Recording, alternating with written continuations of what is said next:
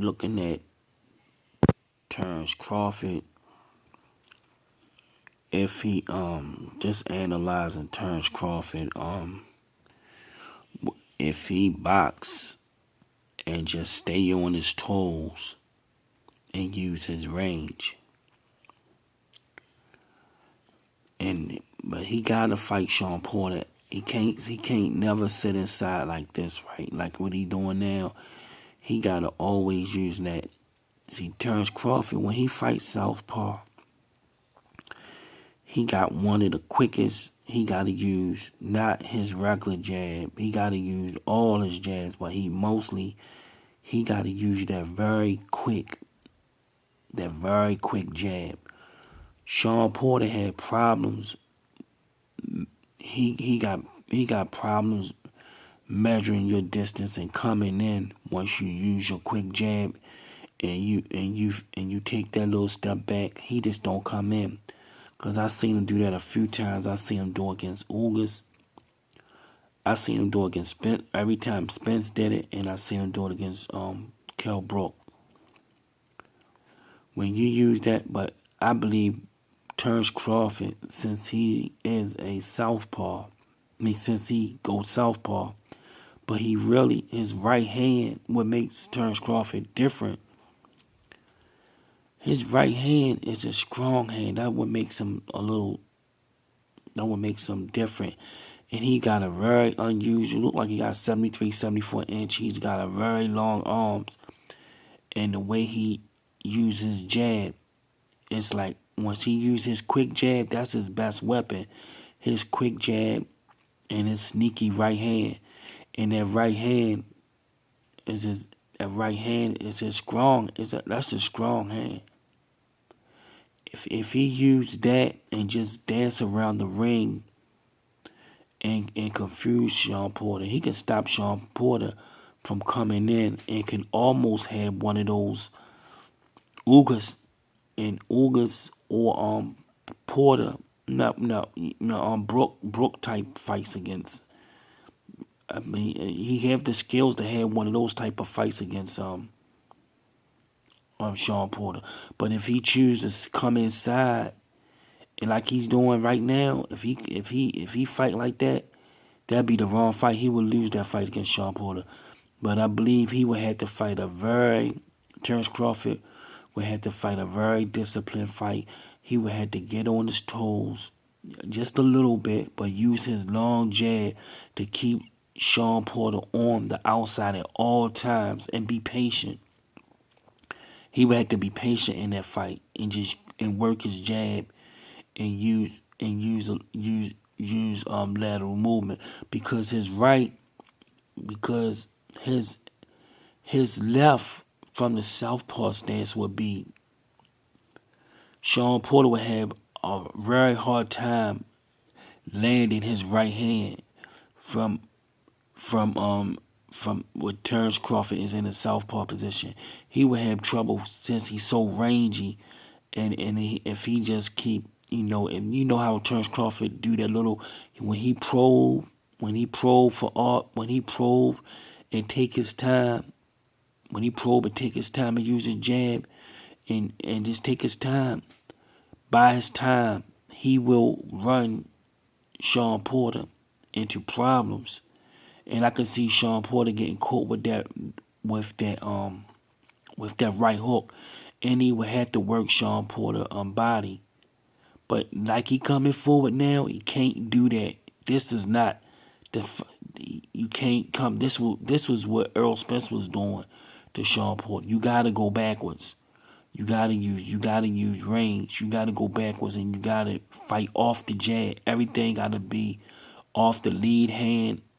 If you use the lead hand, you gotta creep backwards and you gotta creep to he gotta creep to his right to make Shawn Porter. He can't. They make him cover more distance. The more distance Shawn Porter covered to get his right hand get his right hand off. The more distance, the harder Shawn Porter is. The harder it's gonna be for Shawn Porter to get his work off. And Shawn Porter don't work good on the outside. Shawn Porter like to double up his jab, then moving inside. By that time, Terrence Crawford been a move, just use lateral movement, and then sharp angles to keep Shawn Porter turning, keep his feet turning, keep him picking up his feet, keep him turning, keep him picking up his feet, and it's easy to keep. And it's easy for Shawn Porter to go. He throws wide punches, and he always off balance anyway. But when you moving, when you moving off the jab, you really going to run him. You really going to run him into those center line problems. He really going to be squared up, like like um Thomas Hearn do. When Thomas Hearn throw that jab, he moved to the left. Every time he throw it, he moved to the left. Sometimes you have to Sometimes you have to change. Sometimes you have to drop down and change and change levels just for you won't get caught. That's what a lot of people do. Once you move, you feel vulnerable, so you just drop down, change levels, and try to cover yourself that way. But Shawn Porter don't change levels. He don't do nothing.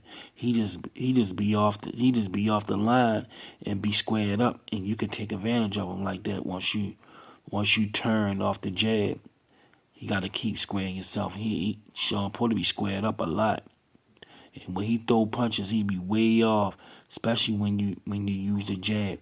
You saw him reaching against Kell Brook. He was reaching coming in, and Kell Brook was one twoing him to death, But I believe with Terrence Crawford, with his sneaky right hand, and if he use range.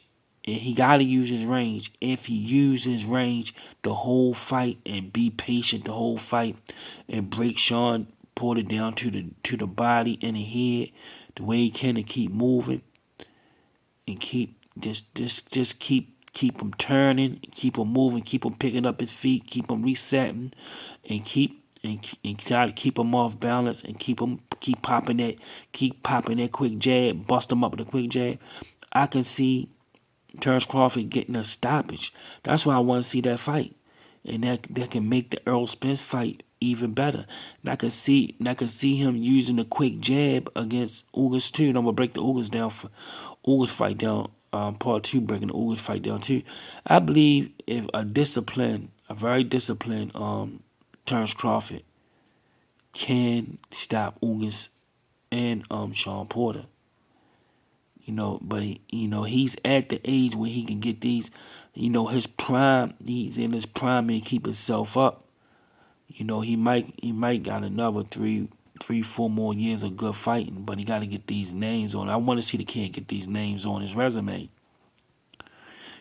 People think I don't like. I like all boxing, man. I like the sport of boxing, but I could see a disciplined Terrence Crawford stopping Shawn Porter.